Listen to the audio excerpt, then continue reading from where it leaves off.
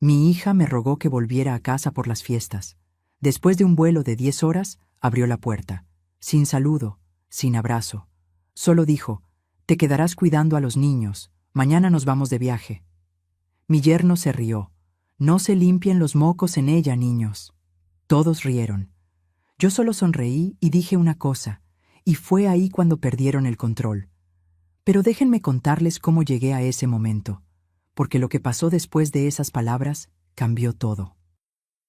3 semanas antes, mi teléfono sonó a las 11 de la noche.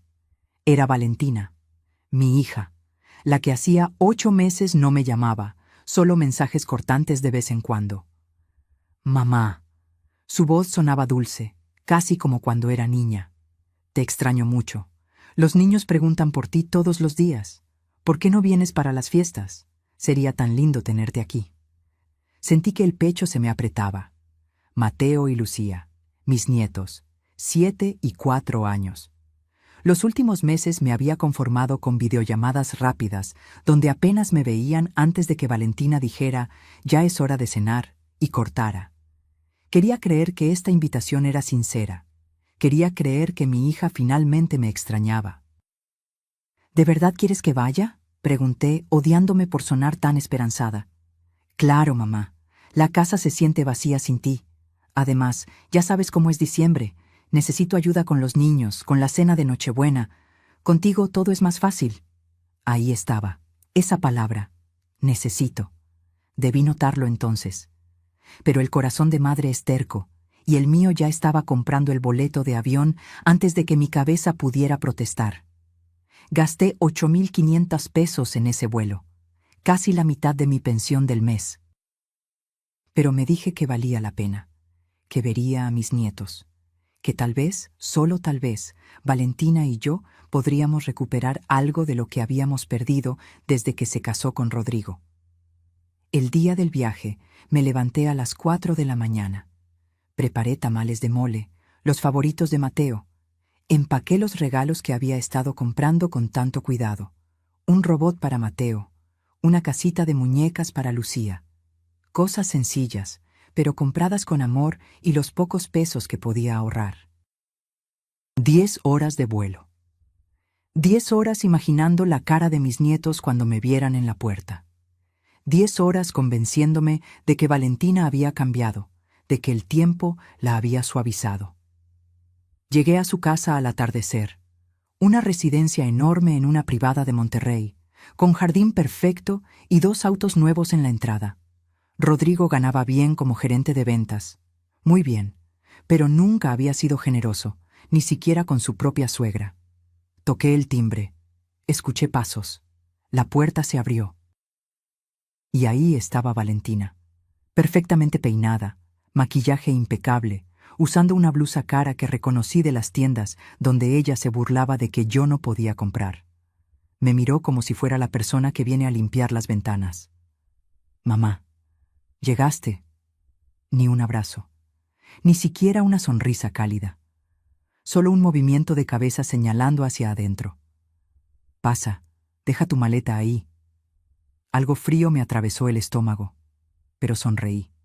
Siempre sonrío. «Hola, mi amor». «¿Dónde están los niños?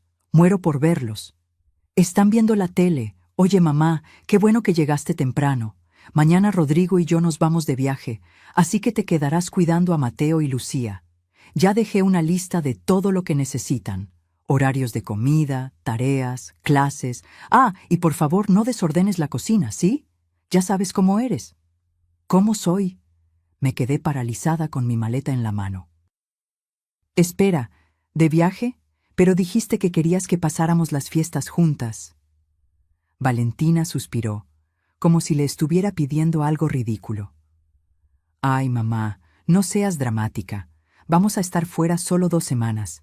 Los niños te van a adorar tener aquí. Además, tú no tienes nada más que hacer, ¿verdad?». Antes de que pudiera responder, apareció Rodrigo. Alto, prepotente, con esa sonrisa que siempre me había hecho sentir pequeña. «Doña Tere, qué milagro.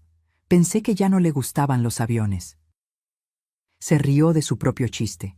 Luego gritó hacia la sala. Niños, vino la abuela, pero ojo, no se limpien los mocos en ella. Escuché las risitas de Mateo y Lucía. Risas inocentes, pero que en ese momento me dolieron como cuchillos. Valentina ni siquiera lo reprendió. Solo se rió también, como si fuera la cosa más graciosa del mundo. Y ahí, de pie en la entrada de esa casa que olía a velas caras y desprecio, algo dentro de mí se rompió. Pero no como las otras veces. No me derrumbé, no lloré. Levanté la vista. Los miré a ambos, y con la voz más tranquila que he usado en mi vida, dije: «Perfecto, mañana mismo regreso a mi casa. Que tengan buen viaje». El silencio fue absoluto. Valentina parpadeó, confundida. Rodrigo dejó de sonreír. Y en ese momento supe que algo acababa de cambiar para siempre. Pero lo que ninguno de ellos sabía era lo que yo descubriría en los días siguientes. Y cómo esa respuesta tranquila sería solo el principio de la tormenta que estaba por desatarse. Valentina cambió de cara en segundos. Esa seguridad arrogante se convirtió en pánico. «Mamá, espera, no, los niños te extrañan tanto». Si me extrañaban, me habrían saludado cuando llegué. Mi voz seguía calmada, aterradoramente calmada. Rodrigo intentó reír, pero sonó forzado. «Doña Tere, no sea orgullosa. Está cansada del viaje, lo entendemos». «No estoy cansada, estoy cuerda. Dejé mi maleta donde estaba. Ustedes me hicieron volar 10 horas para ser su sirvienta gratuita. Pero yo ya no acepto migajas disfrazadas de amor». Valentina me tomó del brazo. Sus ojos se llenaron de lágrimas falsas, esas que había perfeccionado desde adolescente. «Mamá, por favor, solo quédate esta noche. Mañana hablamos con calma». Y ahí cometí mi error. Esas lágrimas, aunque falsas, todavía podían quebrarme, porque yo recordaba otras lágrimas, las reales, las de una niña de 8 años llorando junto al ataúd de su padre. Me quedé. 12 años atrás, Javier murió de un infarto mientras reparaba el techo de nuestra casa. Cayó desde 4 metros. No hubo tiempo de despedirse. Solo el sonido horrible de su cuerpo golpeando el patio, y luego el silencio. Valentina tenía 15 años, yo 53. Y de la noche a la mañana me convertí en padre y madre, en el único sostén de familia, en la única que podía mantener a flote ese barco que se hundía. Javier había sido mecánico, buen hombre, pero nunca ahorramos mucho. Cuando murió, descubrí que teníamos deudas. La casa estaba hipotecada. El taller donde trabajaba cerró 3 meses después.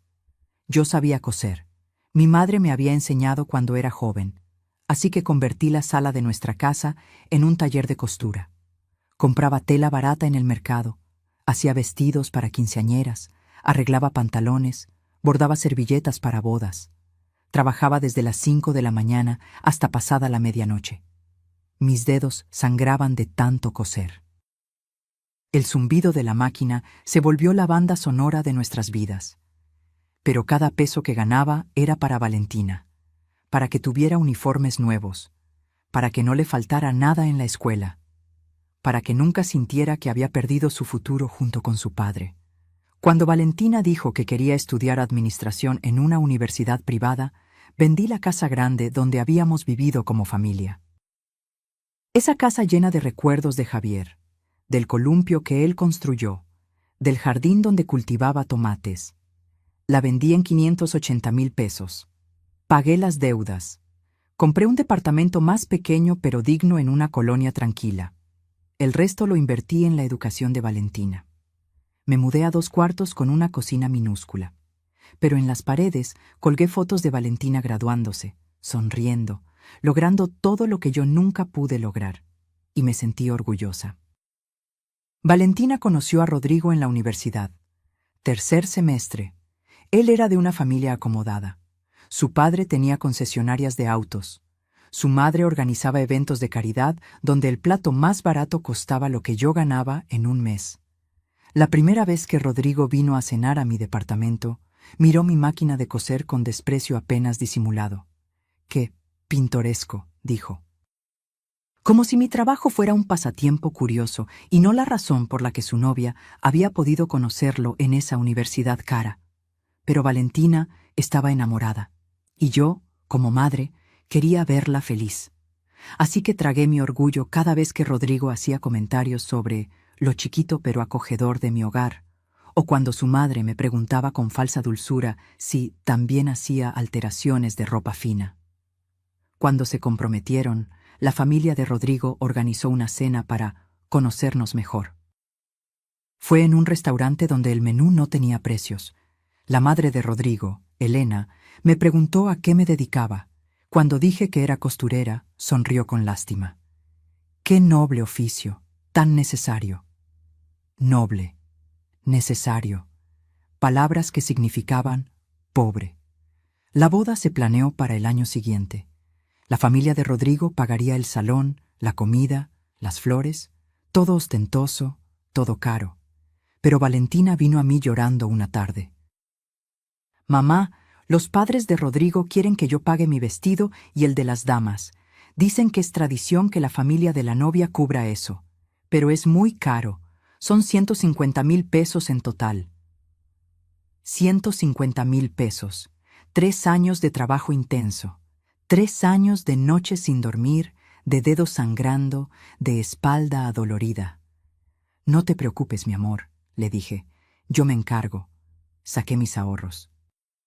Todo lo que había guardado soñando con algún día viajar, o renovar el departamento, o simplemente descansar.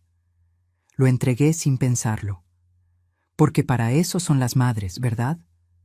Para sacrificarse. El día de la boda, Valentina se veía hermosa. El vestido era de encaje francés, con pedrería importada. Brillaba bajo las luces del salón como una princesa. Y cuando la vi caminar hacia el altar, me dije que había valido la pena. Pero en la recepción escuché a Elena hablando con otras señoras. «Pobre Valentina, su mamá es costurera. Al menos Rodrigo la sacó de esa vida.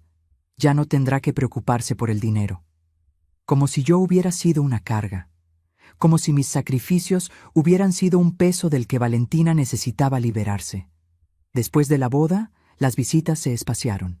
Primero era cada domingo, luego cada 15 días, luego una vez al mes, luego solo en cumpleaños y Navidad. Y finalmente, ni eso. Las llamadas se volvieron mensajes de texto. Los «te quiero, mamá» se transformaron en «luego te marco, estoy ocupada». Cuando nacieron Mateo y Lucía, estuve ahí, en el hospital, en las noches sin dormir, ayudando con pañales y biberones. Pero conforme los niños crecieron, mi presencia se volvió incómoda. Rodrigo decía que malcriaba a los niños, que no sabía educar con métodos modernos. Y Valentina, mi Valentina, la niña por la que vendí mi casa, por la que sangré en esa máquina de coser, empezó a darle la razón. Ahora, de pie en la casa que mis sacrificios ayudaron a construir, miraba a esa hija que ya no reconocía, y me preguntaba, ¿en qué momento perdí a mi niña? ¿En qué momento se convirtió en esta mujer que me veía como un estorbo? Me quedé esa noche porque todavía tenía esperanza, porque las madres somos tontas así.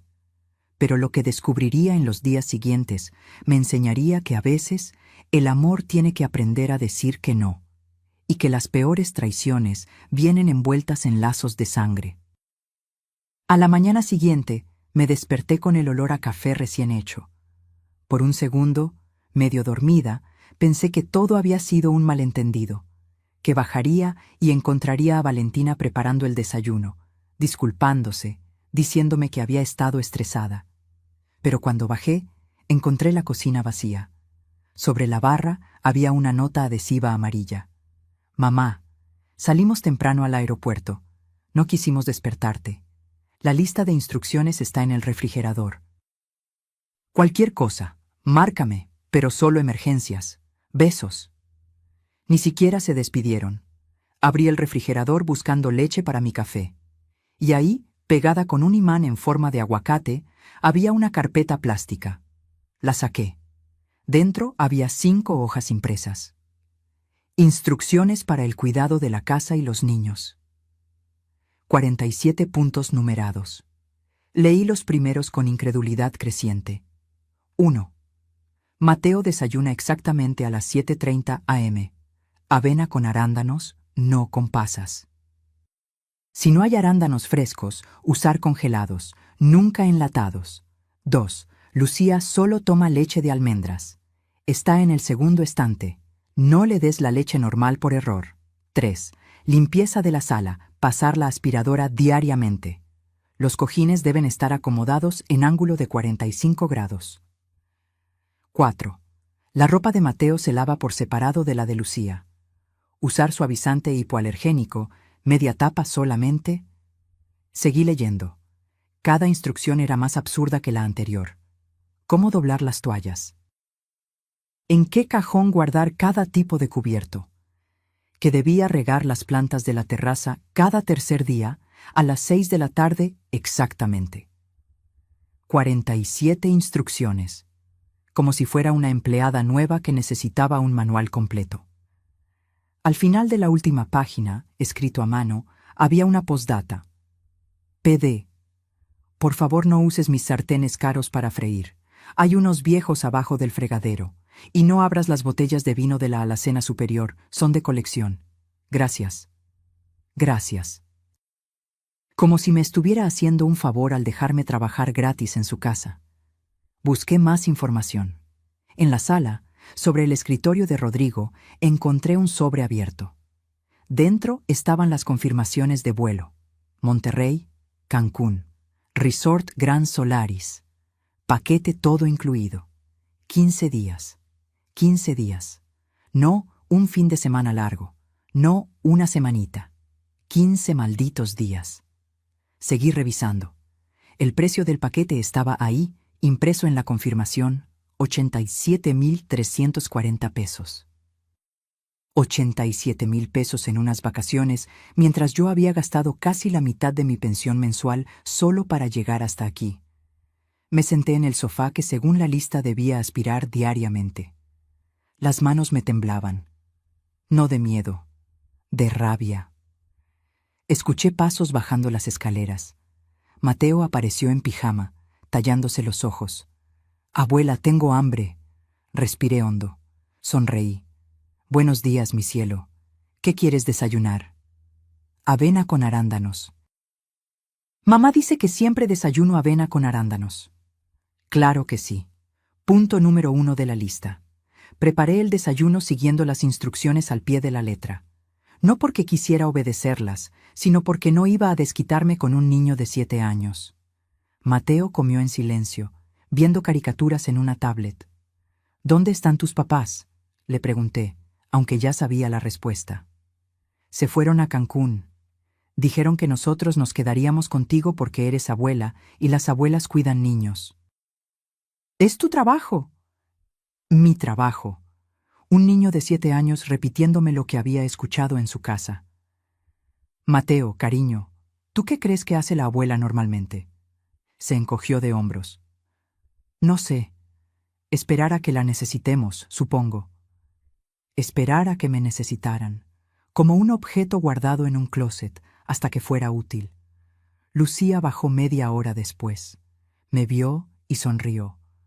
Al menos ella parecía contenta de verme. «Abuela, ¿vas a quedarte mucho tiempo?» «2 semanas, princesa». «Qué bien. Mamá dice que cuando estás tú, ella puede descansar. Dice que tú nunca te cansas porque ya estás viejita y no haces nada importante». Las palabras salieron de su boca con total inocencia, pero cada una se clavó como vidrio. Preparé el desayuno de Lucía. Leche de almendras, tostadas con mermelada de fresa sin azúcar. Todo según la lista. Después, mientras los niños jugaban, busqué mi teléfono. Marqué a Valentina. Buzón de voz. Marqué otra vez. Buzón. Un mensaje de WhatsApp. «Mamá, estamos en el avión. Modo avión. Luego te escribo». Tardó 6 horas en responder mi siguiente mensaje. «¿15 días, Valentina? Me dijiste que era un viaje corto». Ay, mamá, necesitábamos estas vacaciones. Rodrigo ha trabajado muchísimo. Además, tú no tienes nada que hacer en tu casa. Aprovecha el tiempo con tus nietos. Aprovechar. Como si estar aquí fuera un privilegio y no una trampa. Esa tarde, después de llevar a Mateo a su clase de natación, punto 23 de la lista, revisar la tarea de Lucía, punto 31, y preparar la cena balanceada y sin carbohidratos procesados, punto 18, me senté en el sillón prohibido de la sala. Miré alrededor. Todo en esa casa gritaba dinero. El tapete persa que costaba más que 3 meses de mi pensión. La televisión enorme. Los cuadros de arte abstracto que probablemente Rodrigo compró solo para presumir. Y en medio de todo ese lujo, yo, Teresa. 67 años, costurera jubilada, viuda, madre, sirvienta gratuita. Abrí mi cartera. Saqué la foto que siempre cargo. Javier y yo el día de nuestra boda, hace 42 años. Jóvenes, sonrientes, llenos de planes. Me pregunté qué pensaría él si me viera ahora. Si estaría orgulloso de cómo sacrifiqué todo por Valentina, o si me diría que me había perdido a mí misma en el camino. Esa noche, después de acostar a los niños, punto 44, leerles un cuento, apagar la luz a las 8:30 p.m. exactas, bajé a la cocina. Tenía hambre, pero el refrigerador estaba lleno de comida con etiquetas.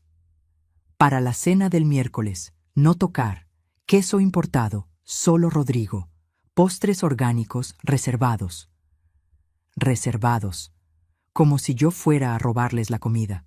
Al final encontré unas tortillas viejas y un poco de frijoles en un tóper sin etiquetar. Esa fue mi cena. Y mientras comía sola en esa cocina enorme y fría, me di cuenta de algo terrible.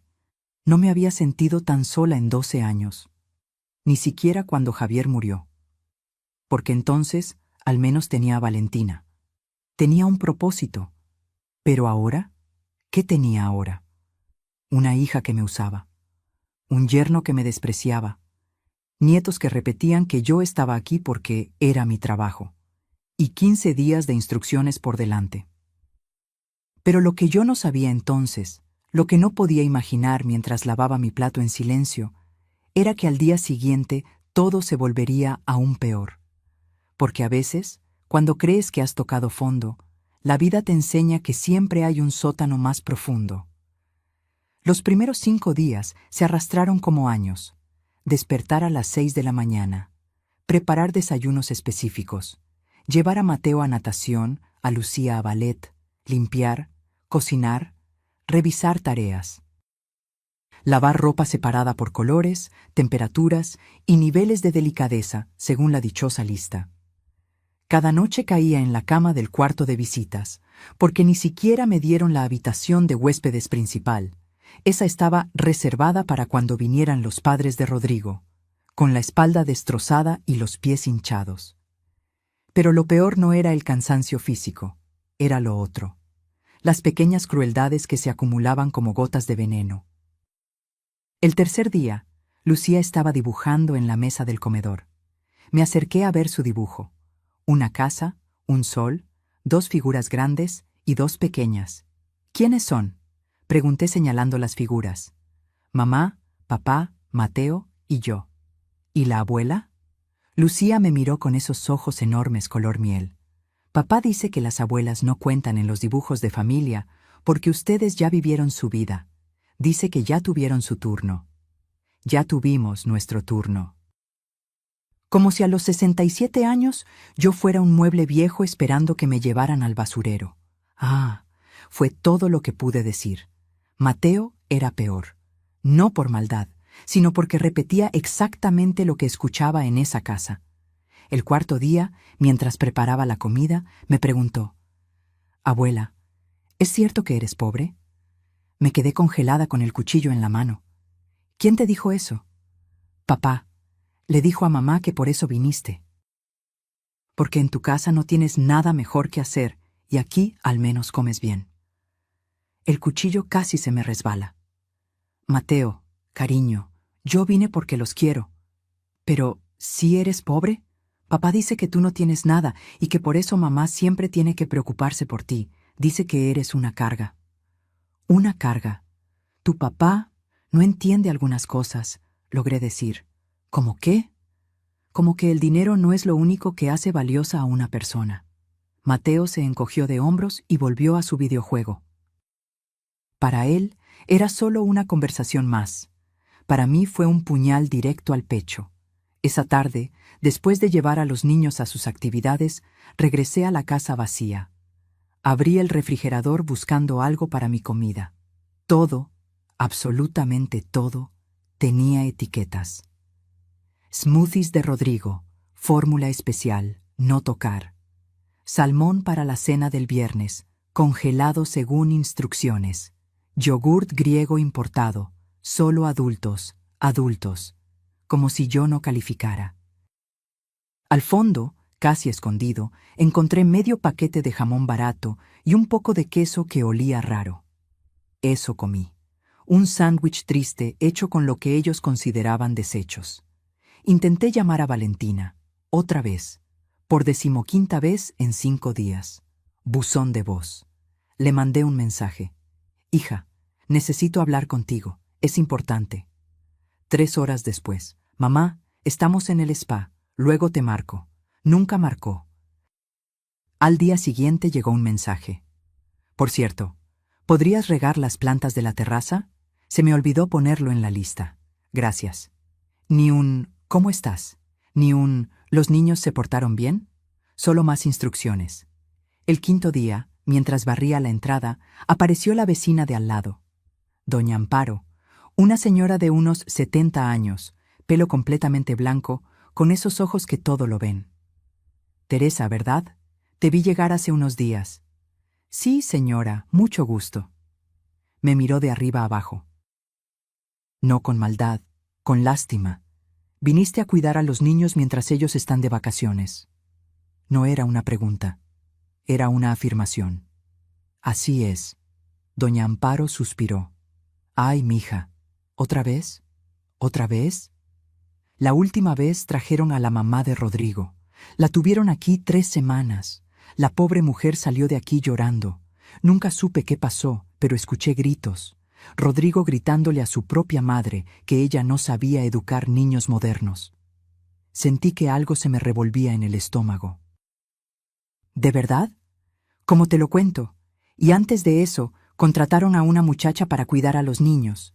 Duró 2 días. Dijo que Rodrigo le hablaba como si fuera su esclava. Doña Amparo se acercó más, bajando la voz. Ten cuidado, Teresa. Esa familia no es buena gente, y tu hija, perdóname que te lo diga, aprendió muy bien de su marido. Me despedí de ella con un nudo en la garganta. Entré a la casa. Me senté en la escalera, ahí donde nadie pudiera verme, y ahí fue cuando lo vi. En la mesa del recibidor, un sobre abierto, correspondencia bancaria. No debí abrirlo, lo sé, pero algo me impulsó. Era un estado de cuenta, de la cuenta de Valentina. Revisé los movimientos del último mes. Restaurantes caros, 12,000 pesos. Spa, 8,500 pesos. Tienda departamental, 23,000 pesos.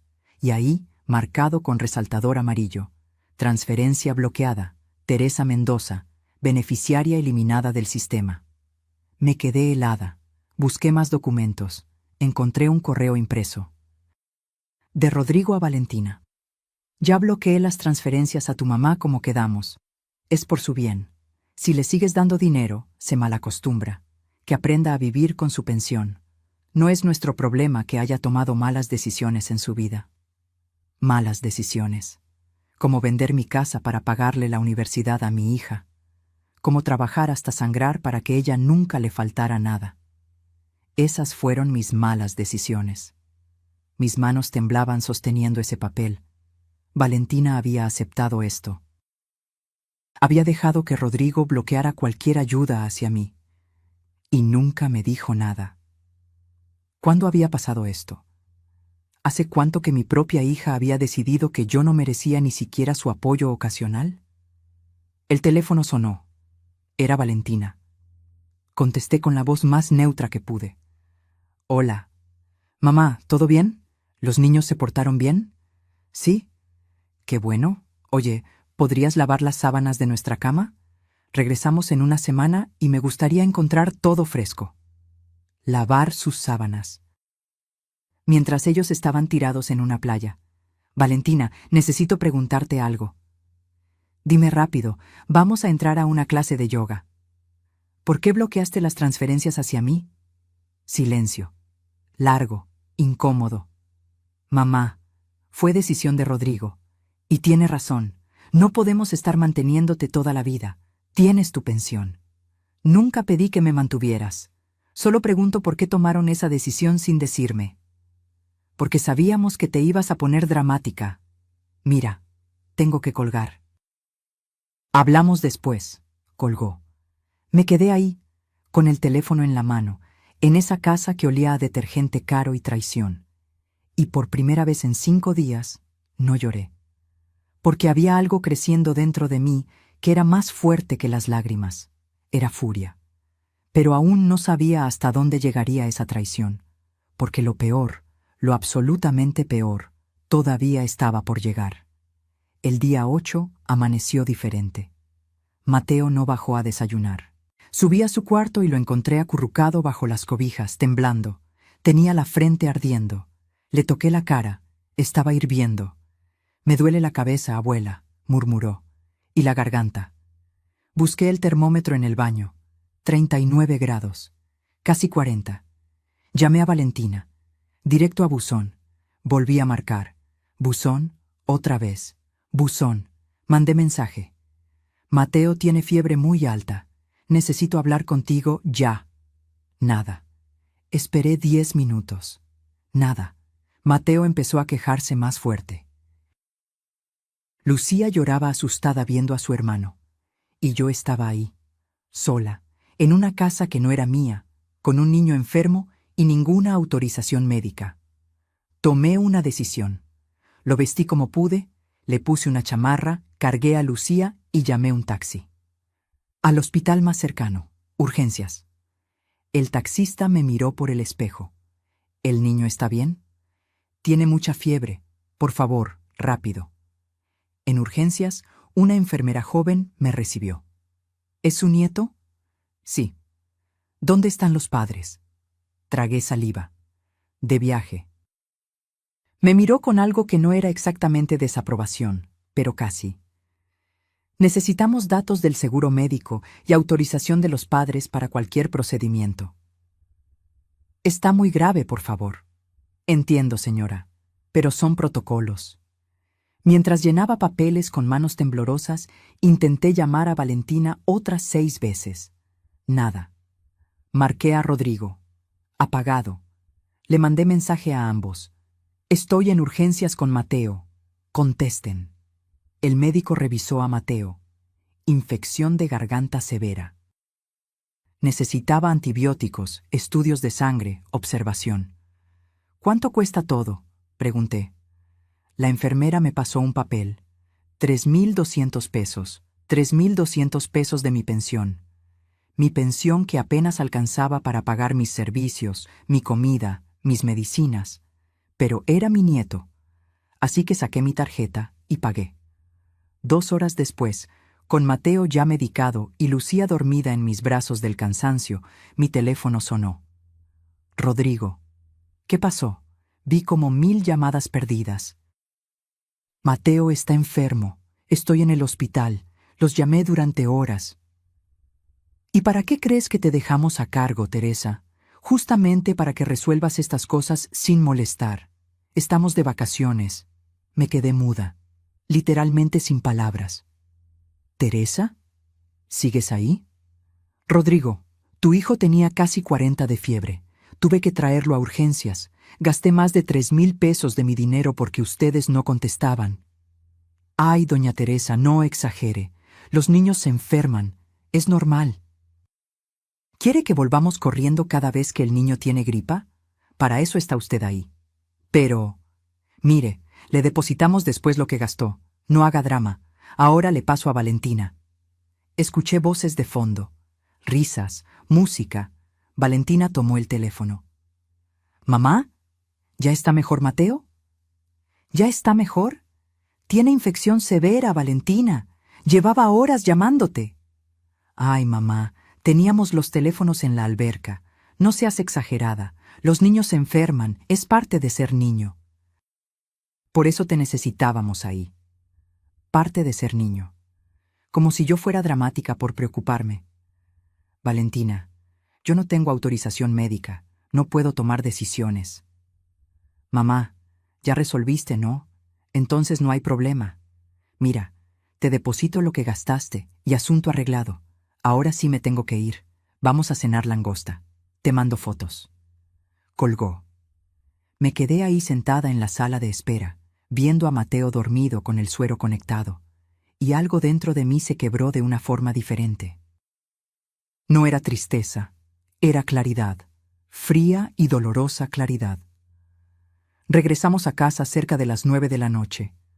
Acosté a Mateo, le di su medicina, me aseguré de que Lucía cenara algo.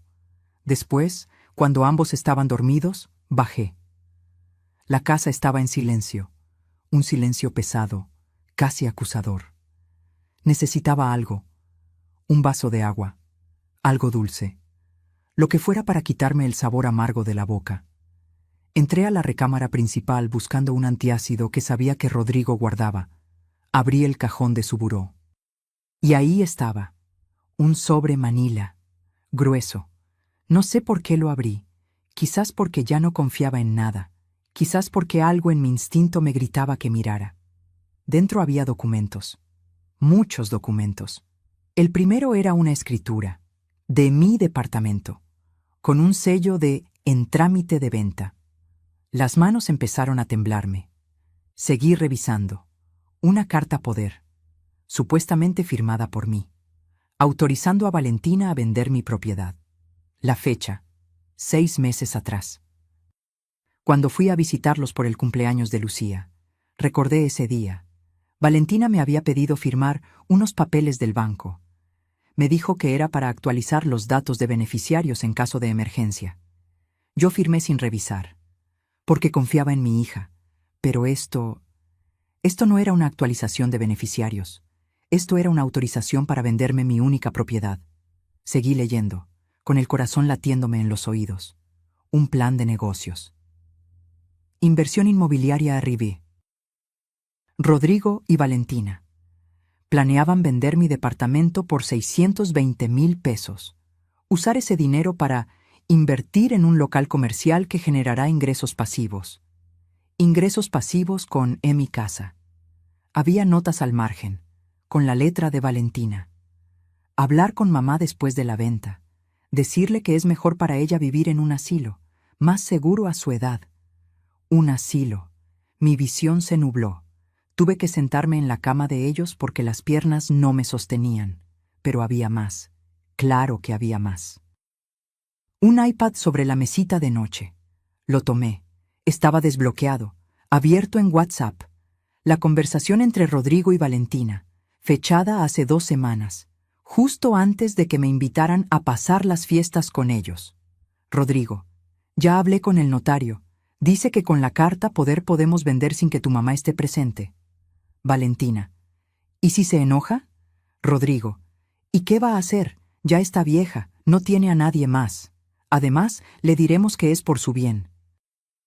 Que con ese dinero invertiremos y le daremos una mensualidad. Valentina, no sé, me siento mal. Rodrigo, Val, en 2 años compramos la casa en la playa que queremos. Tu mamá vivirá mejor en un lugar donde la cuiden. Es ganar, ganar. Valentina, sí, tienes razón. Total, ¿ella qué va a hacer? Es mi mamá, me tiene que entender. Seguí bajando. Más mensajes. Valentina, ya la invité para diciembre. Le dije que los niños la extrañan. Rodrigo, perfecto. Así nos la quitamos de encima 2 semanas y aprovechamos para ir a Cancún. Mata 2 pájaros. Valentina, ja, ja, ja, pobre. Pero sí, necesitamos el descanso. Está viejita, no creo que se canse mucho. Rodrigo, es abuela, para eso sirven las abuelas. El iPad se me resbaló de las manos. Me quedé ahí, sentada en la cama donde dormían mis traidores, rodeada de sus almohadas caras y sus sábanas de algodón egipcio compradas con quién sabe cuántas mentiras más. Y algo dentro de mí murió. Pero al mismo tiempo, algo más nació, porque cuando tocas el fondo absoluto, cuando ya no hay nada más que perder, es cuando finalmente te das permiso de ser implacable. Recogí el iPad, fotografié cada mensaje con mi teléfono, fotografié los documentos, todo. Y entonces, a las 11 de la noche, con mis nietos dormidos arriba y mi corazón convertido en piedra, hice una llamada. Leticia, soy Teresa, necesito tu ayuda, y necesito que sea esta misma noche. Porque había llegado la hora de que esta abuela viejita les enseñara algo que habían olvidado. Que las mujeres que sobrevivimos, viudeces, pobreza y traiciones, somos cualquier cosa menos débiles. Leticia llegó a la medianoche, mi comadre de toda la vida. La conocí cuando nuestros hijos iban en la misma primaria. Ella era abogada, ahora jubilada, pero con más conocimientos legales en el dedo meñique que la mayoría de los abogados activos. Abrí la puerta y no tuve que decir nada. Mi cara lo decía todo. ¿Qué hicieron?, preguntó directamente. Le mostré todo, los documentos, la carta poder, los mensajes, el plan para venderme mi departamento y meterme en un asilo. Leticia leyó en silencio. Con cada página que pasaba, su mandíbula se apretaba más. Cuando terminó, dejó los papeles sobre la mesa con cuidado deliberado, el tipo de cuidado que usa la gente cuando está conteniendo una explosión. Teresa, esto es intento de fraude. Podrías meter a tu hija a la cárcel. No quiero meterla a la cárcel, solo quiero... ¿Qué quieres? Me quedé callada. ¿Qué quería? ¿Venganza? ¿Justicia? ¿Que mi hija volviera a ser la niña que lloraba en mis brazos cuando su papá murió? Quiero que entiendan que no soy un estorbo desechable. Leticia asintió. Entonces vamos a darles una lección, pero necesito que me dejes trabajar. ¿Confías en mí? Con mi vida. Leticia sacó su laptop de la bolsa que traía. Primero lo primero. Esta carta poder es ilegal. ¿Cómo? Mira la fecha. Según esto, la firmaste hace 6 meses, pero una carta poder para venta de bienes raíces requiere 2 testigos certificados y debe hacerse ante notario con identificaciones vigentes. ¿Firmaste ante notario? Negué con la cabeza. Firmé en esta casa. Valentina me dijo que era un trámite simple del banco. Exacto. Esto no tiene validez legal. Es papel mojado. Leticia siguió revisando. Además, veo que el notario que supuestamente validó el documento es Ernesto Fuentes. Lo conozco. Es un corrupto que vende firmas por dinero, pero cometió un error. Usó un sello que fue revocado hace 3 meses por irregularidades. Sentí que podía respirar por primera vez en horas. ¿Entonces no pueden vender mi departamento? No solo no pueden. Si intentan proceder con esta carta poder fraudulenta, enfrentan cargos criminales. Leticia me miró seria. Pero Teresa, necesitamos actuar rápido y en silencio, porque aunque esto es ilegal, pueden causar mucho daño mientras tanto. ¿Cuándo regresan? En 7 días. Perfecto. Tenemos tiempo. Empezó a escribir en su laptop. Voy a contactar mañana a primera hora al notario Fuentes. Voy a presionarlo para que firme una declaración admitiendo que Rodrigo lo sobornó. Si se niega, tengo pruebas de sus otras irregularidades que puedo entregar al colegio de notarios. ¿Va a cooperar? ¿Y después? Después bloqueamos cualquier intento de transacción sobre tu departamento. Hablaré con tu notario original, con el registro público de la propiedad. Nadie podrá tocar tu casa sin tu presencia física y autorización explícita. Leticia, yo no tengo dinero para pagarte. Me interrumpió con una mano. Teresa, cuando mi hijo se enfermó de leucemia hace 20 años, tú fuiste la única que no desapareció. Te quedaste conmigo en el hospital. Me llevabas comida que hacías aunque apenas tenías para ti. Me sostenías cuando yo no podía más. Esto no tiene precio. Y además, su voz se endureció. Detesto a los abusivos. Y tu hija se convirtió en una abusiva. Trabajamos hasta las 3 de la mañana. Leticia fotografió todo, hizo copias certificadas en una aplicación especial, redactó documentos. Mañana temprano voy al banco donde tienes tu cuenta, dijo. Vamos a congelar cualquier acceso que Valentina tenga. Dijiste que ella puede consultar tu cuenta, ¿verdad? Sí. Le di acceso hace años para emergencias. Se acabó. Mañana esa autorización desaparece. Tu dinero, tu departamento, tu vida, todo queda blindado. Leticia cerró su laptop. ¿Tienes a alguien de confianza en tu edificio? Don Mario, el portero, me conoce desde hace 15 años.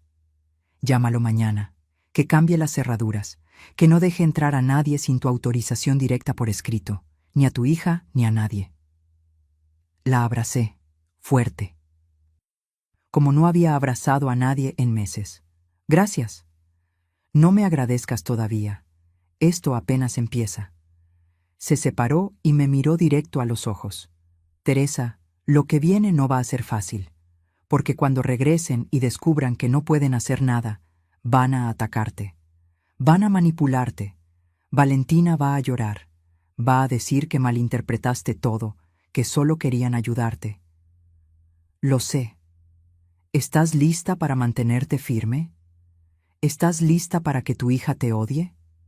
Esa pregunta me dolió. Pero pensé en los mensajes. Total, ¿ella qué va a hacer? Es mi mamá, me tiene que entender. Ya me odia, dije con voz tranquila. Solo que yo no lo había aceptado hasta ahora.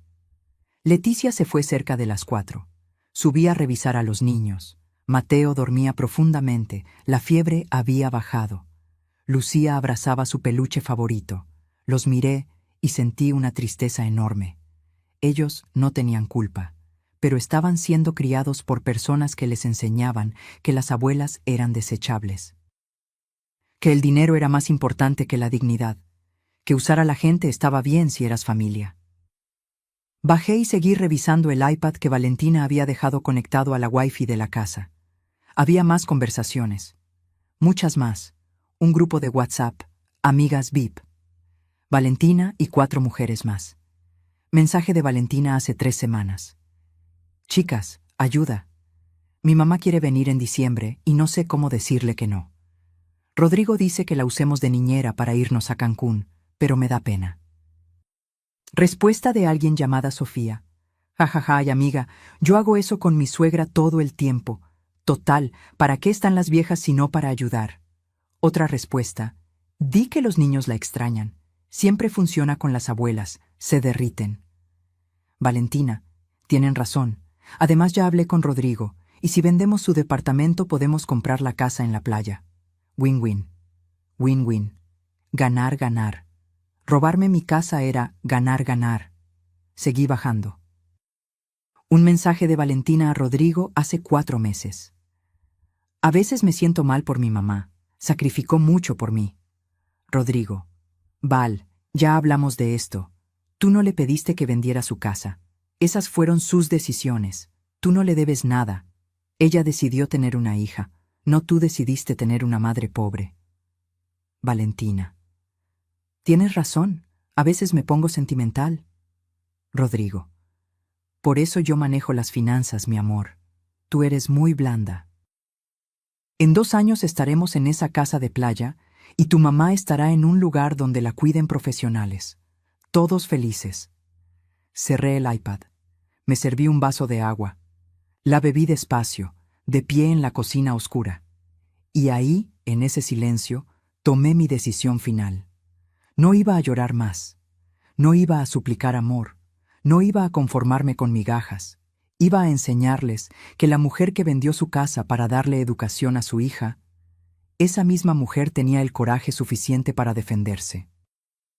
Los siguientes 6 días los pasé en modo automático, cuidando a los niños, siguiendo la dichosa lista, limpiando la casa, pero por dentro estaba construyendo algo. Leticia trabajaba desde las sombras. El notario corrupto firmó su declaración confesando el soborno. El banco congeló los accesos de Valentina. Don Mario cambió las cerraduras de mi departamento. Todo quedó bloqueado. protegido, blindado. Y yo guardé cada evidencia, cada mensaje, cada documento, cada prueba de lo que habían planeado hacerme. Valentina mandaba mensajes ocasionales. ¿Todo bien, mamá? Fotos de playas, de cócteles, de atardeceres. Yo respondía, todo perfecto, hija. Disfruten. Y sonreía, porque ella no sabía que cada día que pasaba, yo me volvía más fuerte. El día 15 recibí un mensaje. Mamá, llegamos mañana a las 6 p.m. ¿Podrías preparar la cena? Tenemos hambre de comida casera. Respondí, claro, hija, los espero. Esa noche, Leticia vino una última vez. ¿Lista? Preguntó. Lista. Me dio un sobre. Aquí está todo. La declaración del notario, los bloqueos legales, las copias certificadas, una carta de mi bufete advirtiendo que procederemos legalmente si no firman la renuncia de derechos sobre tu propiedad. ¿Y si se niegan? Entonces esto va a los tribunales, y te aseguro que van a perder. Pero no creo que se nieguen. Rodrigo es abusivo, no estúpido. Sabe que el fraude inmobiliario se paga con cárcel. Abracé a Leticia una vez más. Pase lo que pase mañana. Gracias. Dales una lección que nunca olviden, dijo antes de irse.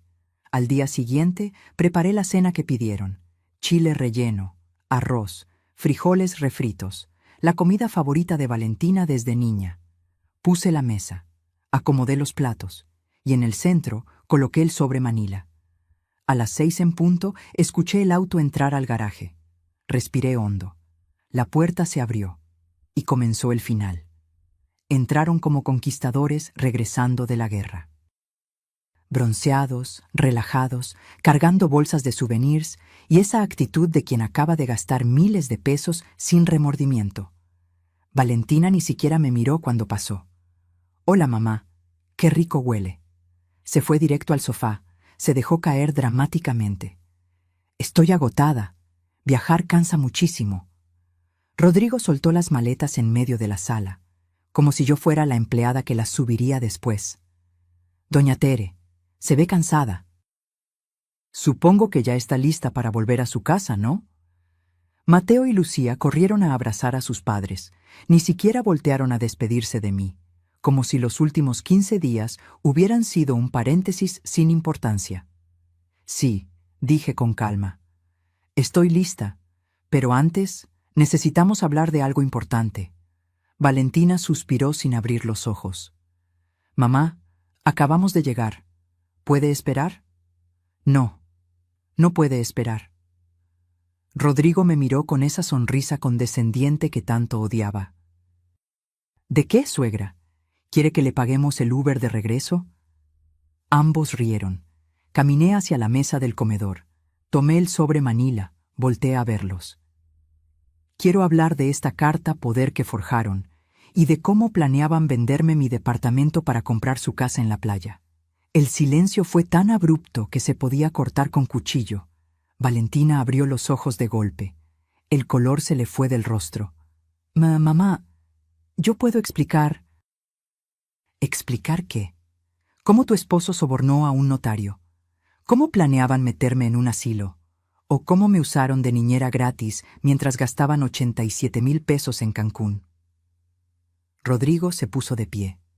Su cara pasó de la sorpresa al enojo en segundos. ¿Cómo te atreves a revisar nuestras cosas? ¿Cómo te atreves tú a planear robarme? No es robo, es tu hija. Tiene derecho. Lo interrumpí. Primera vez en años que interrumpía a Rodrigo. Y la sensación fue embriagante. No tiene ningún derecho, y tú menos. Saqué los documentos del sobre, los puse sobre la mesa, uno por uno, con deliberada lentitud. Esto, señalé la primera hoja, es la declaración del notario Ernesto Fuentes, confesando que tú lo sobornaste con 30,000 pesos para validar una carta poder fraudulenta. Rodrigo palideció. Esto, saqué otra. Es la confirmación del registro público de la propiedad, bloqueando cualquier transacción sobre mi departamento sin mi presencia física y autorización notariada ante testigos. Esto, otra hoja, son capturas certificadas de sus mensajes de WhatsApp, donde me llaman viejita estorbo y planean mi vida sin consultarme. ¿Y esto? Saqué el último documento. Es una carta de mi abogada advirtiéndoles que si no firman una renuncia total de derechos sobre mi propiedad, procederemos legalmente. El fraude inmobiliario se castiga con hasta 12 años de prisión. Valentina se había puesto de pie. Las lágrimas comenzaron a rodar por sus mejillas. Mamá, lo siento tanto. Fue idea de Rodrigo, yo solo. Cállate, Valentina. Mi voz sonó tan fría que hasta yo me sorprendí. Eres una mujer adulta de 33 años. Deja de culpar a otros por tu codicia. No es codicia. Pensábamos darte una mensualidad. Ibas a estar mejor. ¿Mejor? ¿Mejor dónde? ¿En el asilo que tenían planeado? El silencio confirmó todo. Rodrigo intentó recuperar el control. Dio un paso hacia mí, intentando intimidarme con su altura. Mire, doña Teresa, está malinterpretando todo. Podemos resolver esto en familia. Saqué mi teléfono. ¿Llamo a la policía ahora o firman? Su actitud cambió instantáneamente. El matón prepotente se convirtió en un hombre asustado. No hay necesidad de llamar a nadie. Podemos hablar. Ya hablé. Durante 15 días. Conmigo misma, mientras ustedes tomaban piñas coladas.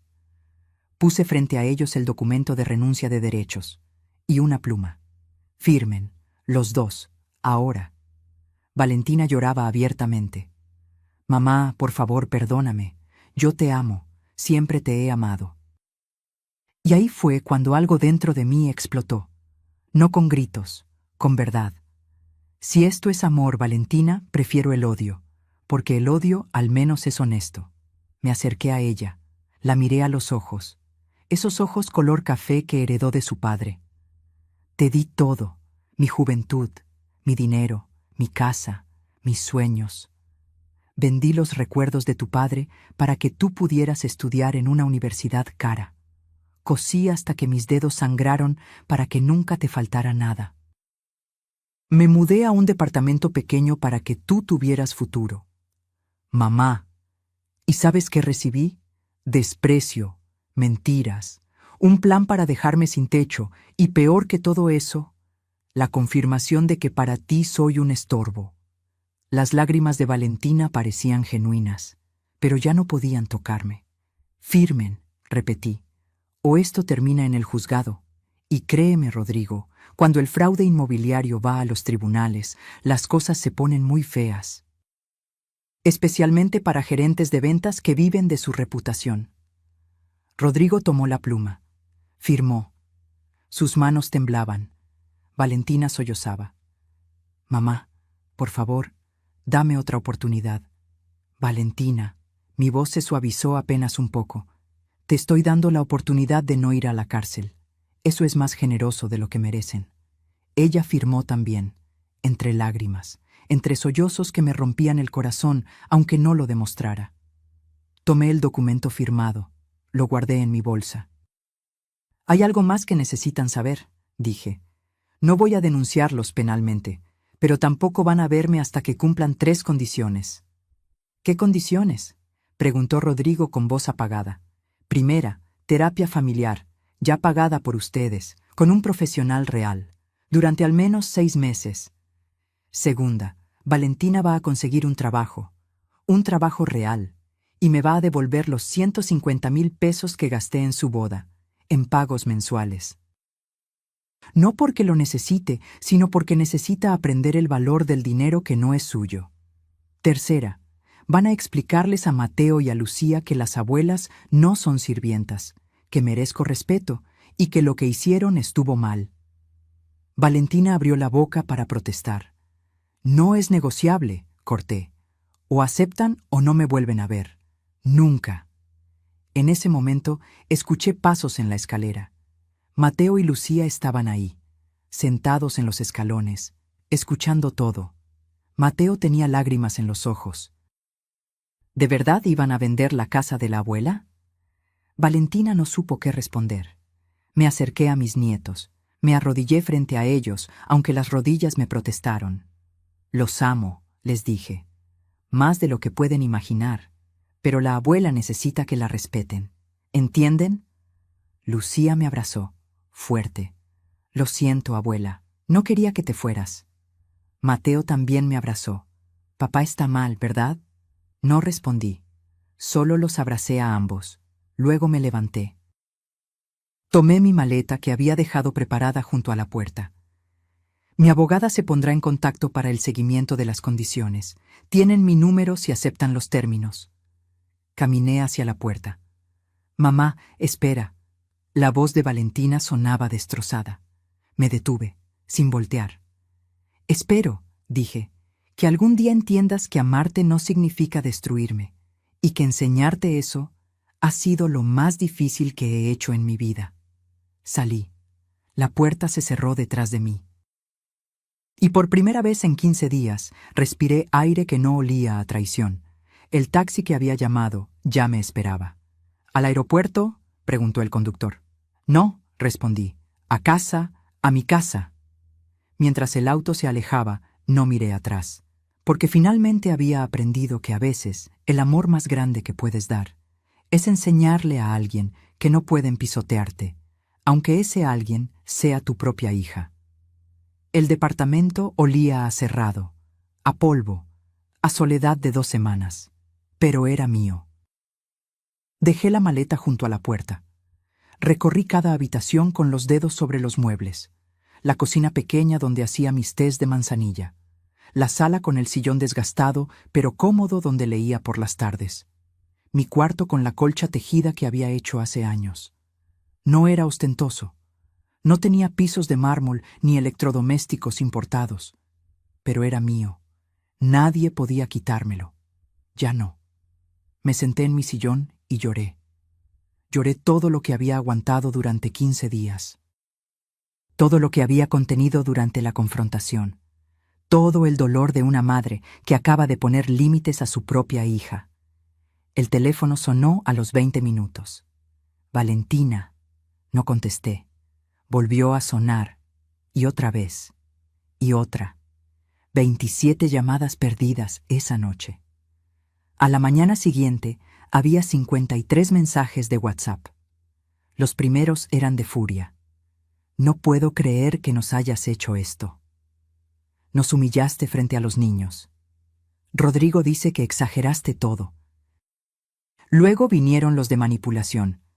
Mamá, por favor, hablemos. Los niños te extrañan. Podemos arreglar esto en familia. Y finalmente los de víctima. Me siento fatal. No puedo dormir pensando en cómo te hice sentir. Dame una oportunidad de explicarme. No respondí ninguno. Leticia vino al tercer día. Trajo pan dulce y café. ¿Cómo estás?, preguntó sin rodeos. Destruida, pero viva. Eso es un inicio. Se sentó frente a mí. Han estado llamando al bufete. Rodrigo quiere negociar términos más razonables. No hay negociación. Eso les dije. Valentina también llamó, llorando. Dice que acepta las condiciones pero que quiere verte. Sentí que el pecho se me apretaba. ¿Las acepta de verdad o solo quiere manipularme? Difícil saberlo, pero Teresa... Leticia me tomó la mano. Tienes que estar preparada para la posibilidad de que no cambien, de que esto sea el fin permanente de tu relación con ellos. Lo sé. ¿Y estás en paz con eso? Me quedé callada largo rato. No, nunca voy a estar en paz con perder a mi hija, pero estoy en paz con no perderme a mí misma en el proceso. Las semanas siguientes fueron extrañas. Doña Amparo, la vecina que me había advertido, tocó mi puerta con un guisado. Me enteré de que regresaste y de que las cosas no salieron bien. ¿Cómo te enteraste? Ay, mija, en este edificio todos sabemos todo. Sonrió con calidez. Hiciste bien. Sea quien sea, nadie tiene derecho a tratarte como basura. Esa noche cené acompañada por primera vez en semanas. Doña Amparo me contó de su propia hija, que vivía en Estados Unidos y apenas la llamaba. Uno cría cuervos, dijo sin rencor, pero eso no significa que tengan que sacarte los ojos. Un mes después, recibí un correo del terapeuta familiar, la doctora Méndez. Estimada Teresa, Valentina y Rodrigo iniciaron terapia como acordaron. Han asistido a 4 sesiones. Valentina solicitó que le informara de su progreso. También preguntó si estaría dispuesta a asistir a una sesión conjunta cuando esté lista. ¿Estaba lista? No lo sabía.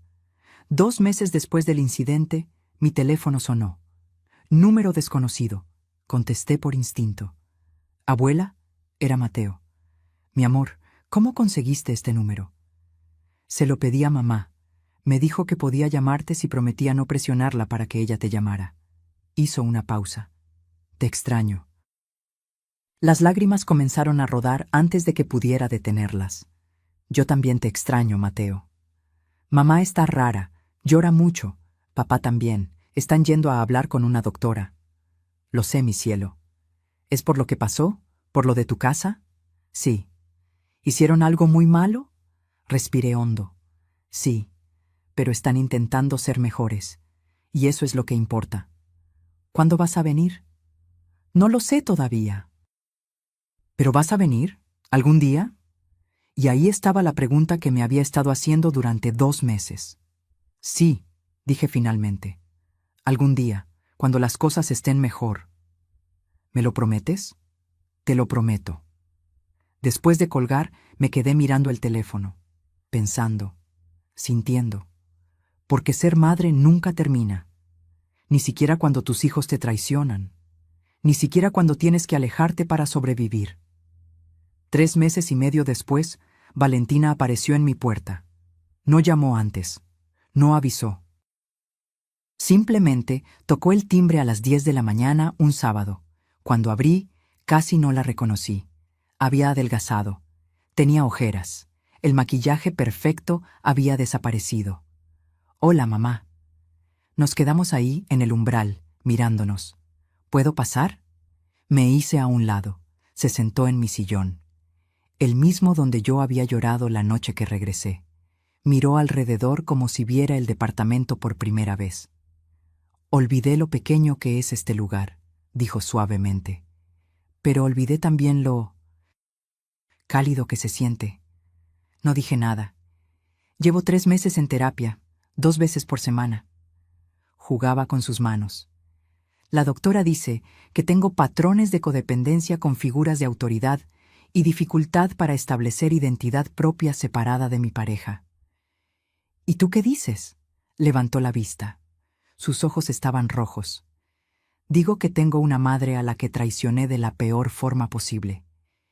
Y que no sé si algún día podré perdonarme. ¿Viniste buscando que yo te perdone?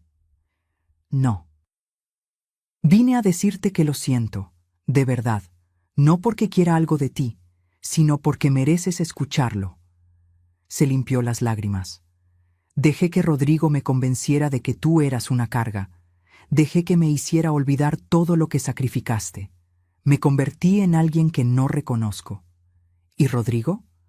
También está en terapia, separada de la mía. Dice que viene de una familia donde el dinero era amor y que no sabe cómo demostrar afecto de otra forma. Hizo una pausa. No es excusa. Pero es un inicio. Me serví un té. No le ofrecí, todavía no. ¿Conseguiste trabajo? Sí, en una boutique. Vendo ropa. Gano 18,000 al mes. Ya te deposité el primer pago de lo que te debo. Revisé mi teléfono. Ahí estaba. 3,000 pesos. Son 50 pagos, dijo. 4 años y 2 meses. Voy a pagarte cada peso. No necesito el dinero. Pero yo necesito devolvértelo. Nos quedamos en silencio. El reloj de pared marcaba los segundos. Mamá, su voz se quebró. No espero que me perdones mañana, ni el mes que viene, ni tal vez nunca. Solo quiero que sepas que cada día me levanto avergonzada de lo que hice. Y cada día intento ser un poquito mejor, que la persona que fue capaz de planearte eso. Me levanté. Caminé hacia la ventana. Valentina, te amo. Siempre te voy a amar. Eres mi hija. Pero el amor no significa olvidar. No significa volver a ser la misma de antes. Porque esa Teresa que se dejaba usar, ya no existe. Lo sé. Si vamos a reconstruir algo, tiene que ser desde la verdad, sin manipulación, sin lágrimas falsas, sin promesas vacías. ¿Podemos intentarlo? La miré. Vi a la niña que lloraba por su padre, pero también vi a la mujer que planificó robarme mi casa. Podemos intentarlo, dije finalmente, pero va a tomar tiempo, mucho tiempo. Se levantó. No intentó abrazarme, solo asintió. Tengo todo el tiempo del mundo. Cuando se fue, me preparé otro té. Me senté en mi sillón. Y por primera vez en meses sentí algo parecido a la esperanza. No era perdón, no todavía. Pero era un inicio. 6 meses habían pasado desde aquella confrontación. 6 meses de pequeños pasos. Valentina cumplía con los pagos religiosamente. Asistía a terapia. Llamaba una vez por semana, conversaciones cortas pero honestas. Rodrigo, sin embargo, era otra historia. Ese martes, Leticia me llamó con urgencia. «Teresa, necesitas venir a mi oficina. Ahora». Llegué en menos de 1 hora. Su cara me dijo todo. Rodrigo presentó una demanda. Sentí que el piso se movía. ¿Una demanda? ¿De qué? Alega que lo difamaste, que la declaración del notario fue obtenida bajo coerción, que tú presionaste a Valentina para firmar documentos bajo amenaza. Leticia puso los papeles frente a mí. Básicamente, está intentando revertir todo lo que logramos. ¿Puede hacer eso? Puede intentarlo. ¿Prosperará? No. Tenemos todas las pruebas, pero... Hizo una pausa. Va a ser un proceso largo, caro y desgastante, que es exactamente lo que él quiere. Cansarte, que desistas. ¿Valentina sabe de esto? Según estos documentos, ella no aparece como parte demandante. Solo él. Esa noche Valentina llegó a mi departamento hecha un mar de lágrimas, sin avisar. Igual que aquella vez hace meses, pero esta vez era diferente. No sabía nada, dijo entre sollozos. Me enteré esta tarde cuando llegó la notificación a la casa. Rodrigo contrató a un abogado sin decirme. Usó dinero de nuestra cuenta conjunta. ¿Y? Y le dije que se detuviera, que retirara la demanda, que habíamos acordado seguir adelante, no volver atrás. ¿Qué te dijo? Su cara se descompuso. Que yo era una tonta sentimental, que dejara que los hombres manejaran los asuntos serios, que tú me habías lavado el cerebro en terapia. Me senté. Respiré hondo. ¿Y tú qué hiciste? Le dije que retirara la demanda o me iba de la casa. El silencio llenó el departamento. ¿Y? Me dijo que me fuera entonces, que sin él yo no era nadie, que había sido él quien me salvó de una vida mediocre contigo. Las lágrimas corrían libremente. Así que tomé a los niños y me fui. Estamos en un hotel. Valentina, no te estoy pidiendo dinero. No te estoy pidiendo que me rescates. Solo necesitaba que supieras que esta vez elegí diferente. Me miró con ojos destrozados pero firmes. Esta vez te elegí a ti. Elegí hacer lo correcto. 3 días después recibí una llamada de un número privado. ¿Teresa Mendoza? Sí. Habla Elena Carranza, la madre de Rodrigo. El veneno en su voz era palpable. Necesitamos hablar sobre esta situación ridícula que usted provocó. No provoqué nada. Su hijo intentó robarme. Mi hijo intentó ayudarla, darle una mejor vida. Y usted, con sus aires de víctima, destruyó un matrimonio.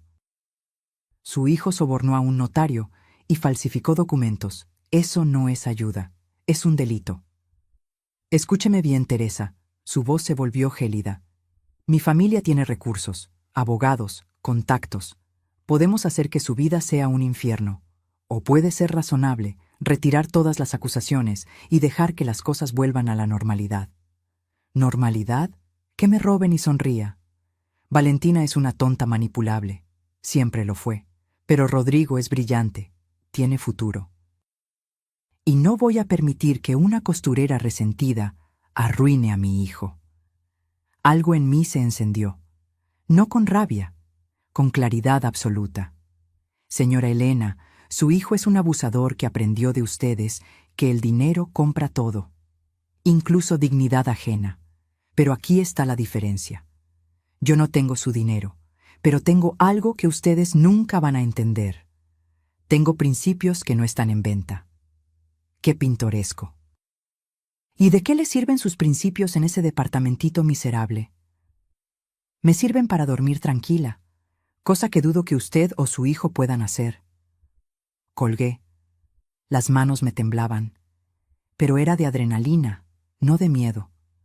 Una semana después, el abogado de Rodrigo contactó a Leticia con una propuesta. Retiran todo si la señora Teresa firma un acuerdo de confidencialidad y acepta 50,000 pesos como compensación por malentendidos. Leticia me miró. ¿Qué quieres hacer? ¿Qué pasa si no acepto? La demanda sigue, podría durar años. Al final ganaremos, tengo cero duda, pero será agotador. ¿Y si acepto? Rodrigo queda limpio.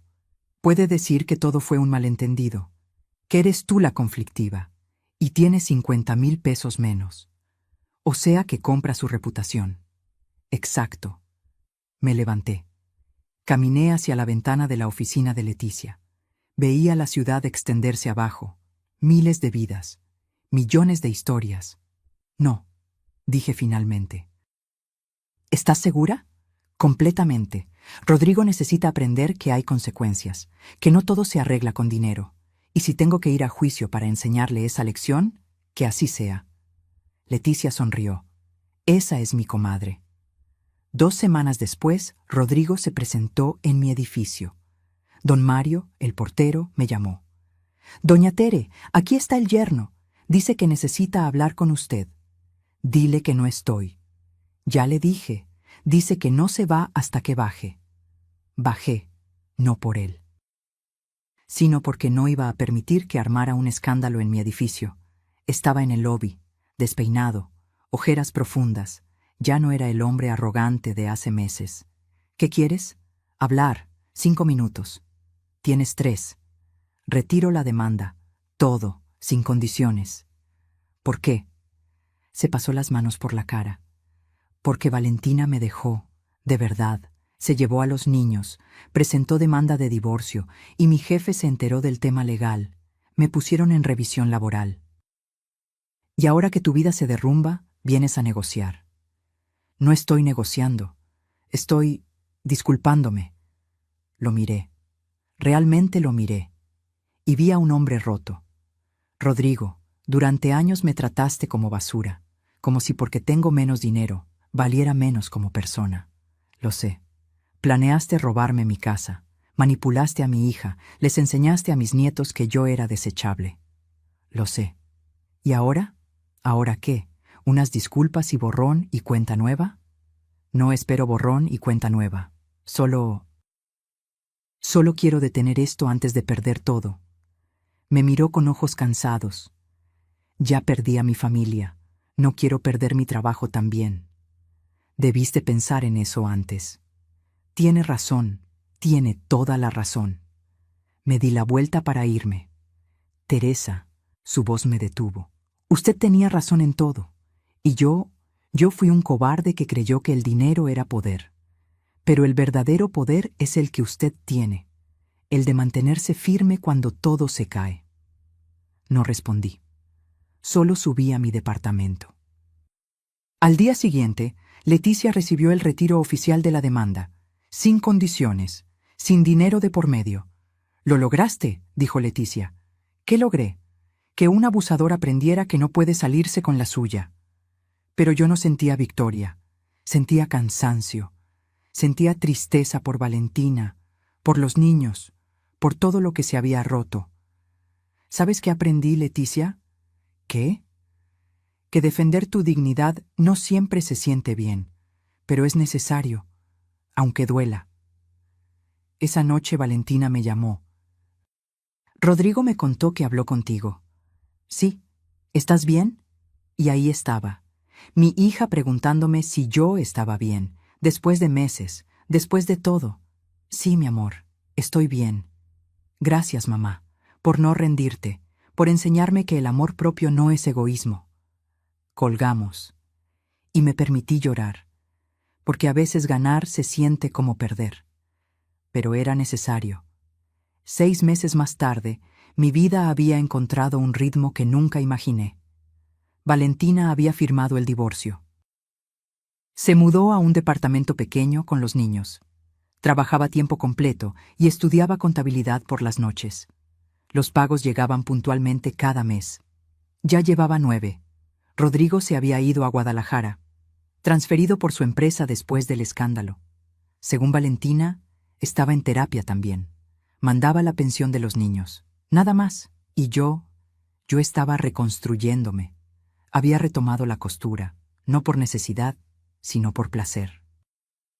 Doña Amparo me recomendó con sus amigas y ahora tenía una pequeña clientela que me pedía arreglos, bordados especiales.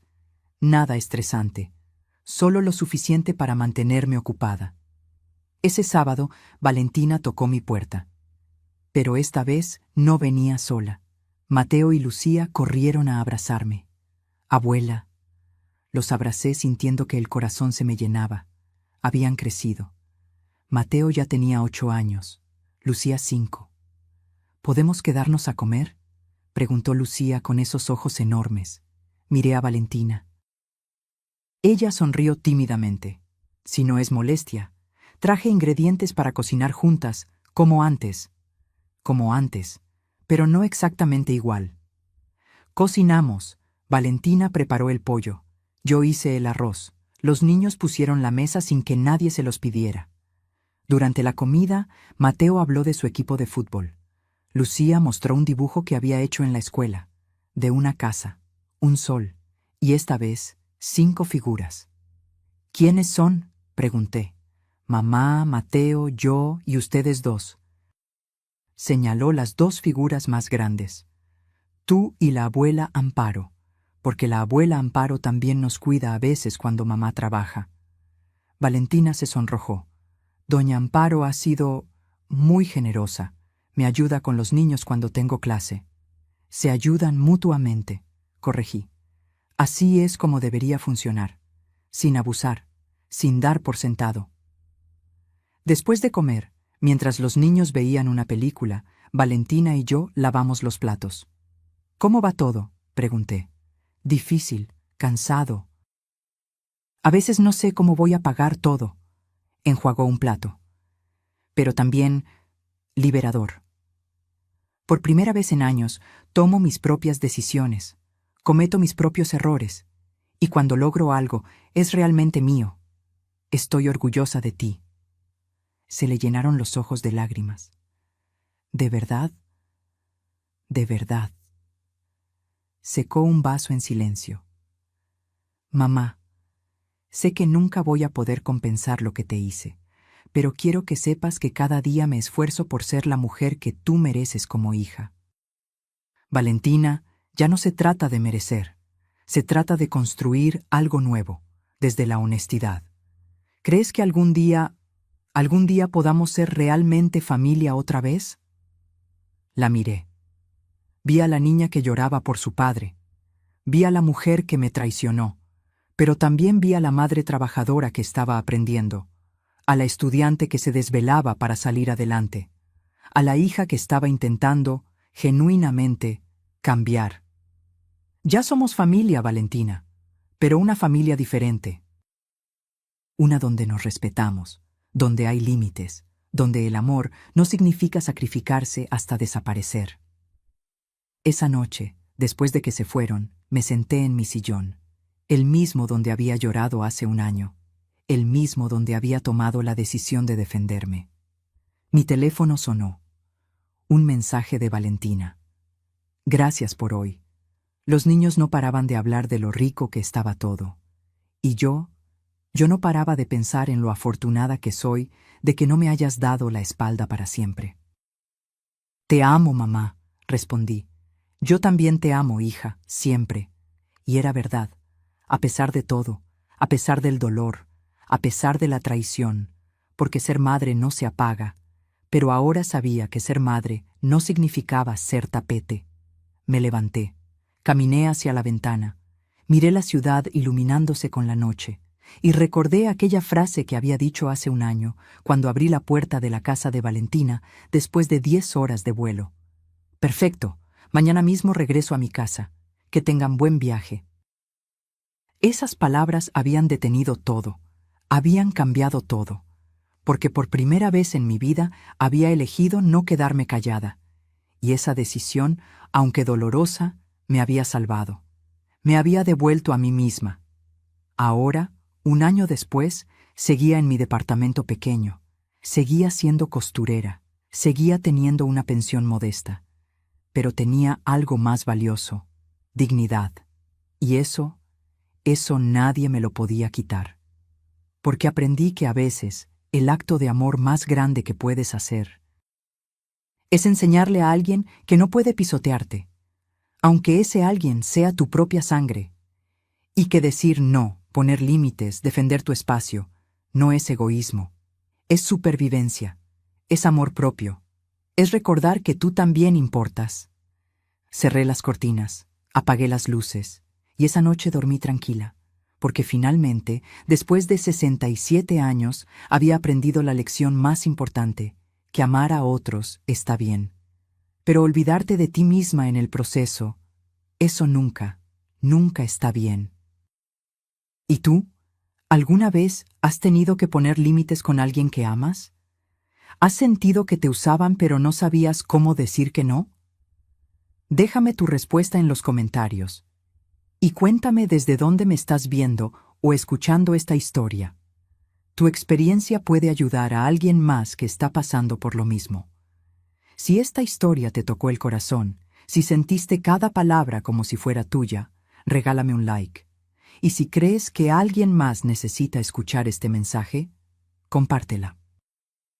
Porque a veces las historias de otras nos dan el valor que necesitamos para escribir la nuestra. Nos vemos en la próxima historia. Y recuerda, tu dignidad no está en venta. Nunca lo estuvo.